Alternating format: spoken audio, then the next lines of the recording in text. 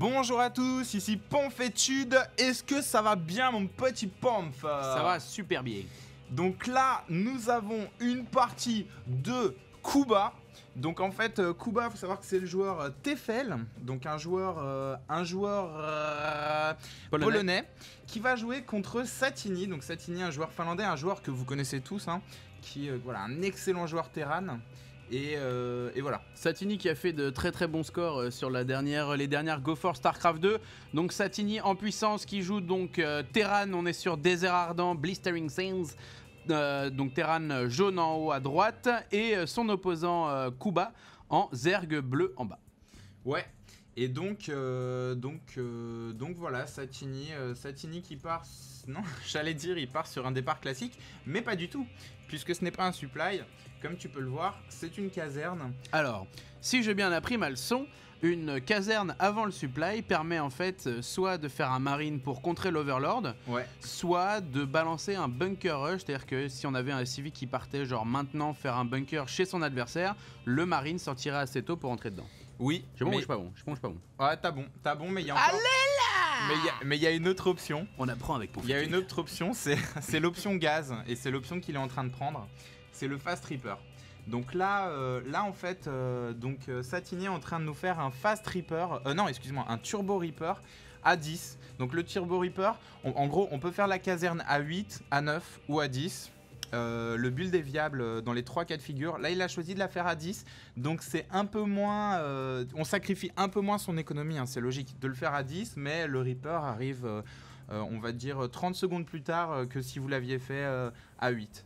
Donc voilà, mais bon, c'est un joueur qui connaît extrêmement bien la map, extrêmement bien le match-up Terran versus Zerg, donc je ne doute pas que ça va lui poser des problèmes. À mon avis, c'est surtout pour empêcher Kuba de fast expand, mais Kuba qui n'a pas prévu de fast expand.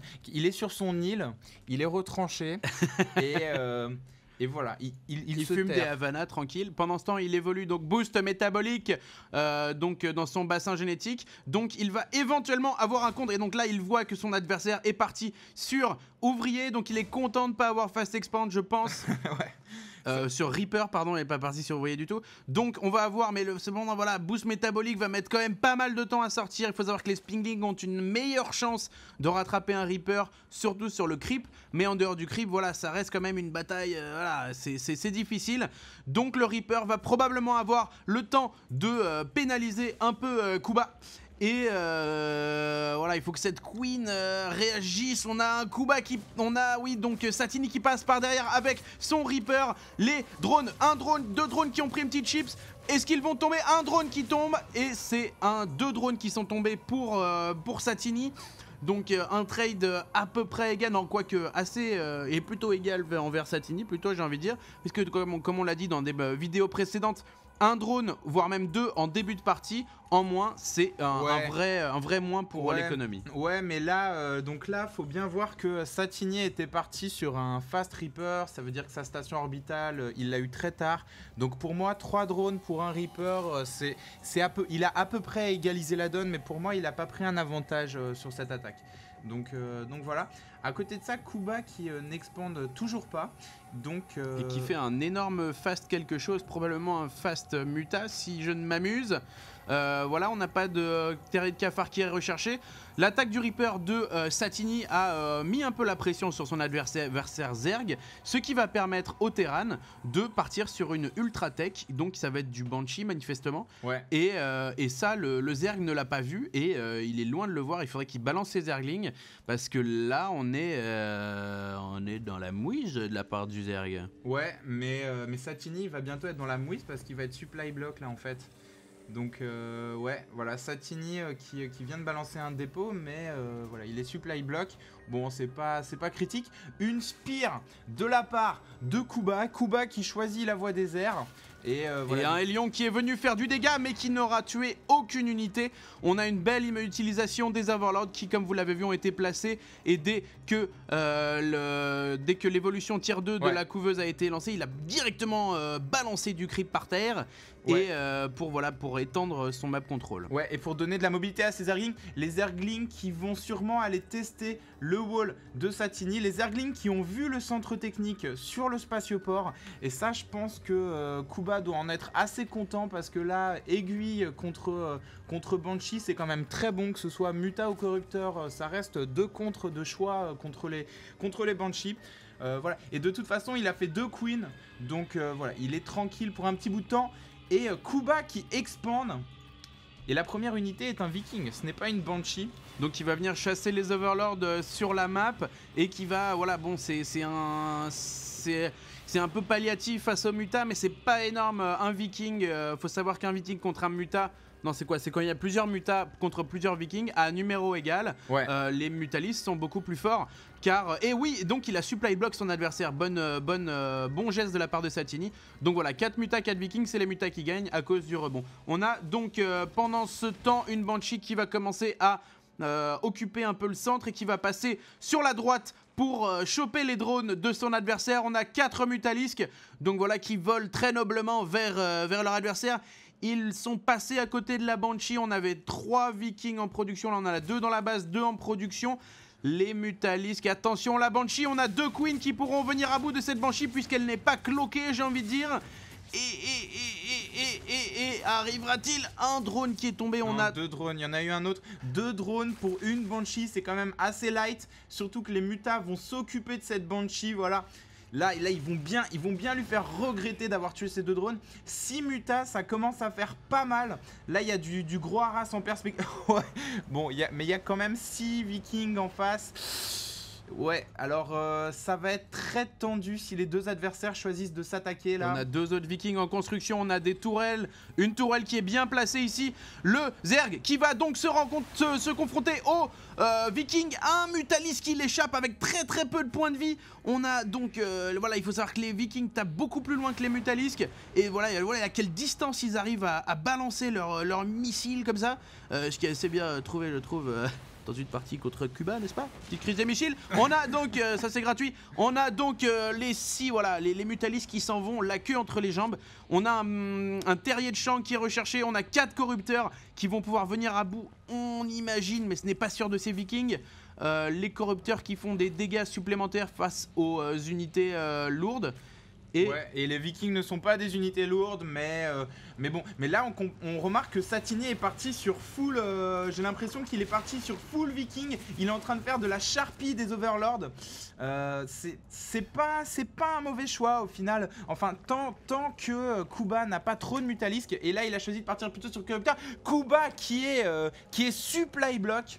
Donc Kuba qui n'a plus d'approvisionnement, qui est vraiment isolé du reste du monde quelque part. C'est jolie métaphore filée. Donc on a donc Kuba qui a réussi notamment à prendre une expand qui s'ouvre un peu vers le monde. On a un petit fan qui vient dire bonjour. On a donc un Terran qui reste. Tiens, je te laisse répondre à ton fan. Et oui, chez Ponfétude, on soigne le fan club. On a donc l'expand du Terran qui est recherché. On a également une armurerie qui va probablement permettre de faire des torts. Encore une Banshee, voilà, ça s'oriente majoritairement sur une baston aérienne, tandis que Kuba prend petit à petit le map control avec ses tumeurs muqueuses. On a donc un Zergling qui a survécu beaucoup trop longtemps alors qu'il est en plein dans l'expand du salut Sisgel, à bientôt. On a donc le Zerg, donc Kuba qui va donc libérer la gold en haut à gauche et voilà. Ouais, et Kuba qui est en train de faire un magnifique travail sur ces tumeurs muqueuses, qui est en train de prendre véritablement le contrôle de la map avec. Ça va lui donner de la vision progressivement sur l'ensemble de la map. Il est toujours en train de titiller les rochers destructibles pour à terme se faire une B3. Et voilà, donc là c'est redevenu assez calme. C'est redevenu assez calme depuis le. Mais pour combien de temps, ouais. Depuis le mass viking du début, donc j'ai l'impression. Ça a un peu calmé les choses. Ah, mais j'ai l'impression que Satini continue vers l'aérien. Là, on peut voir 2 vikings en préparation, une Banshee. Donc là, ça va être une partie full air. Mais voilà, Kuba va avoir les arguments pour repousser cette armée. Il y a quand même beaucoup de corrupteurs. Il peut en refaire 3 spatioports, 4 spatioports chez Satini. C'est une technique full air. À côté de ça, je sais pas s'y attend Kuba. Kuba n'a pas fait d'hydralisque Den, non. Donc les seules entières de Kuba vont être les queens et les unités de la spire. Donc voilà. Donc voilà, ça va être une bataille aérien contre aérien. Là, on va peut-être vous offrir l'opportunité de juger donc la comparaison entre les unités aériennes Zerg et Terran quand elles sont jouées par des pros. On a donc une expand qui a été lancée de la part de Kuba, donc dans la Gold comme on l'avait vu. Je ne crois pas que son adversaire l'ait repéré. On a une énorme masse d'aériens qui est là au milieu. Les Banshees qui partent toutes seules. Ouais, Cloak qui est en train de se rechercher. Donc voilà, j'ai vraiment l'impression qu'il est en train de se commit sur cette volonté de faire de l'aérien. Et il avance avec des tourelles lance-missiles. C'est très bien joué de sa part. Et sur ce, un petit jingle musical.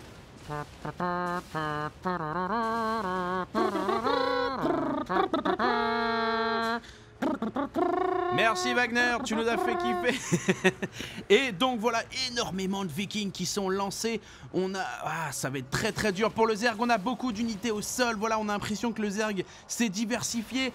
Là, il peut éventuellement passer à voilà, les Overlords qui explosent tout seuls comme des paquets cadeaux. Et la force aérienne de Kuba qui va rentrer au contact. On a 2-3 queens, on a peut-être un fungal grosse de la part du Zerg. Mais ce n'est pas encore le cas. Qui est très mauvaise, la micro qui est très mauvaise de la part de Satini. Je sais pas si vous avez vu, les Vikings qui étaient devant attaquaient et se faisaient attaquer. Les Vikings qui étaient derrière n'attaquaient pas. Il aurait dû faire l'inverse, reculer les Vikings qui étaient devant pour gagner de la portée, gagner de la distance. Et on a vu que le Zerg a utilisé son sort corruption pour améliorer de 14% les dégâts infligés. Donc une très belle micro à l'opposé de la part du Zerg, ce qui lui a probablement permis de rester en vie, j'ai envie de dire, puisqu'il y avait énormément de Vikings.